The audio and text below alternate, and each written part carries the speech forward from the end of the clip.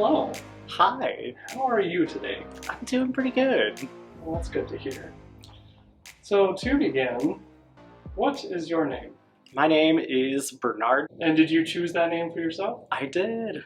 Why that name over anything else? Because I'm a really big smartass, actually.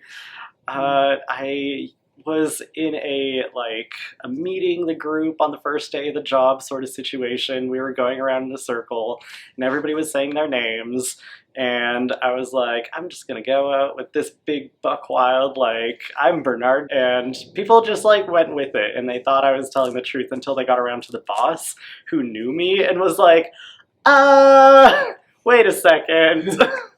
But they did end up calling me that for the entirety of the rest of the session, so it was a good time for me. Yeah. So you just kind of came out with it and it just kind of stuck. Yeah. Well, how and when did you know you weren't cisgender? I feel like it was probably small realizations that built up to the big realization. More like instead of jumping in all at once, oh my god, I am a man. It was like a little bit at a time. As a kid, yeah, when you're a kid, nobody really cares. They're just you're such a tomboy and stuff. So I grew up being a tomboy, and then around puberty, it was oh no, what's happening here? And just being really uncomfortable with the whole hormones and body changing situation, being this wasn't a problem until now. And then just being so confused for a long time and not really understanding why. And then I think when I was in about high school, I joined the Gay Straight Alliance with one of my buddies, and I was in it for the entirety of my high school career, and at one point we went and saw a documentary about the differences in the gender spectrum, and I was like, oh, wait a second, something's clicking here.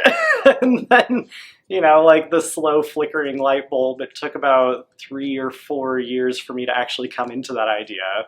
But when I did, it was oh, of course, I know what is wrong now. I understand, and I can get treatment for this. And I was, from that moment on, very happy with the whole situation of the body. Yeah. Seem like a pretty jovial person at this point. Yeah.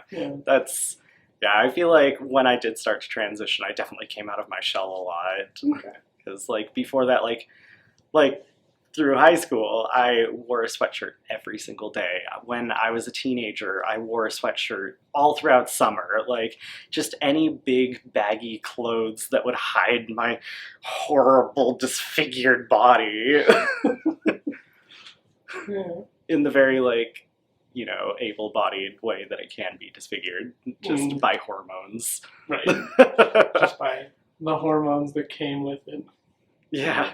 Came with the package. What makes you transgender in your eyes, then? Well, there was a gender, and then I transitioned over to it. So in a vocabulary sense, I would say that would be it. I would say if somebody asks me, oh, what is transgender? I would just be oh, well, at birth I was assigned one thing, and I realized that I was not that. There was some sort of issue going on there, a little switch that didn't quite flick right, so I switched over. Right. How would you explain your gender identity then to someone who wouldn't be able to comprehend your existence? That's a tough one because I don't usually like to have to be the Google page that I'm well, if you don't understand and you're old enough and mature enough to be asking me this question, then I'm just gonna tell you I'm just a dude, that's it. But I don't know, if you don't understand that, then that sounds like a you problem.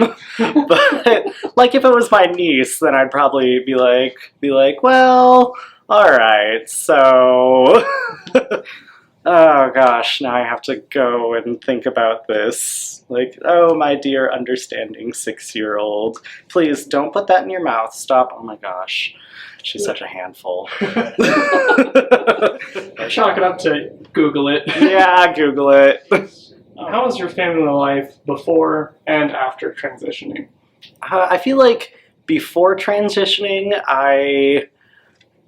there was a lot of factors where I just wanted to be away from my family for a long time because, like, I'm the youngest of 5, and there was a lot, like, it was such a mess there for a while, having 5 teenagers in a house with all sorts of different, energies and personalities.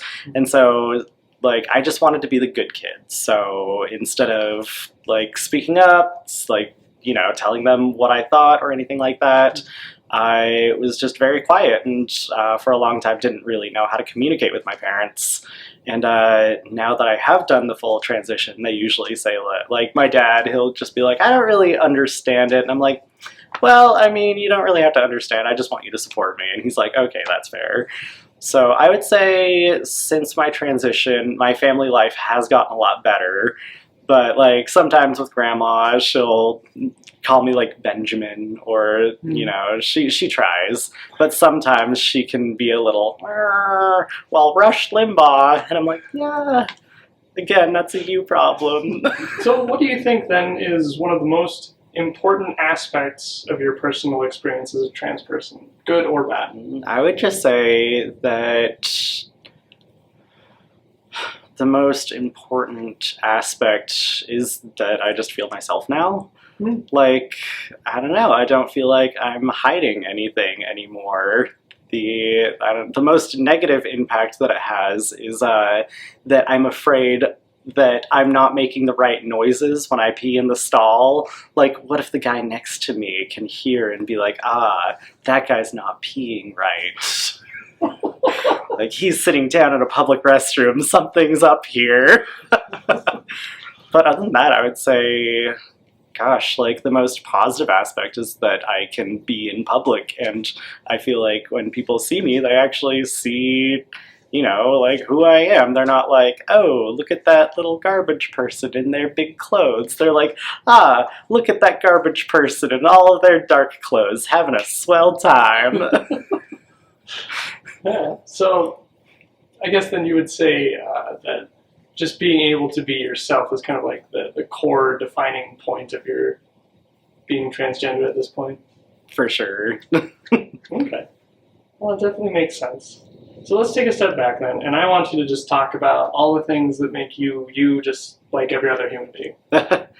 Oh gosh. Well, like any other millennial, I worry about bills constantly. I have a cat who I love and will not stop talking about. More interesting than me being transgender is that I'm allergic to the weirdest things, like pomegranates and chapstick. Yeah, even like the fancy organic, like Burt's Bees and stuff. Like, I don't know if you can tell, but my lips are so dry because it's winter, and I had an allergic reaction to, I think, cherries. Could have been strawberries. I ate a whole bowl of fruit for dinner. Goodness. Like 2 days ago. Still suffering. Yeah, so, like, my body still functions like a regular human, except for when I unzip my skin and I'm a reptile. Like, other than that, I'm a regular human. Well, like, what are you into? What are your hobbies? I spent the entire day playing video games today, but usually I'm much more productive. I have to have a hobby because I'm very ADD. I have to be doing something. Right. So, like, earlier this year I got really into origami, and like, I love doing knitting and sewing. I decided I'm going to learn how to make my own shirts, and I made one and it turned out very bad, and I put it in my closet like, I'm never going to wear this. Maybe one day I'll try this again, and then moved on to the next project, which was probably like drawing fan art for the Adventure Zone or something. So I've got so many different hobbies. Oh goodness. I know, my house is such a mess with all of my hobby stuff. Like, I have 3 roommates, but 90% of the messes in the house are mine. Yeah, I try to clean up. It's cluttered cozy. it sounds like a life well lived. I'm not minimalist. To sum everything up, what would you like to say to other trans people in the world right now, closeted or otherwise? I would just want to say that, like, I hope you're doing your best. I hope that the world treats you kindly and that you stay safe and healthy, and that, you know what, like, in this community you just find so many friends and so many good people out there. And, like, beyond being transgender, just being a human is such an interesting experience. And just hope that they're good and full of nice, warm, fuzzy feelings. Oh. Thank you so much, Bernie. You're welcome.